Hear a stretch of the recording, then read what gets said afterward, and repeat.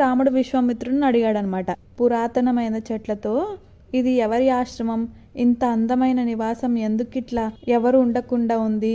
దానికి విశ్వామిత్రుడు ఏం చెప్తాడంటే, ఇది గౌతమ మహర్షి ఆశ్రమం. చాలా సంవత్సరాల క్రితం అతను తన భార్య అహల్యతో ఇక్కడ ప్రశాంతంగా నివసించాడు. అహల్యతో పాటు హ్యాపీగా ఉండేవాడు అనమాట. అయితే ఒకరోజు అతను లేనప్పుడు, ఎవరు గౌతమ మహర్షి లేనప్పుడు, దేవతల రాజు ఇంద్రుడు ఉంటాడు కదా, ఇంద్రుడు అక్కడికి వచ్చాడనమాట. గౌతమ వేషంలో వచ్చాడు. అప్పుడు అహల్య ఏమనుకుంటది, గౌతముడే అనుకుంటది, వాళ్ళ ఆయనే అనుకుంటది. కాదు కదా ఇంద్రుడు, అదే ఆమెకు తెలియదు కదా. వాళ్ళు కిడ్నాప్ చేయాలని అనుకుంటారు కదా. అదే టైంకి గౌతముడు వచ్చాడనమాట.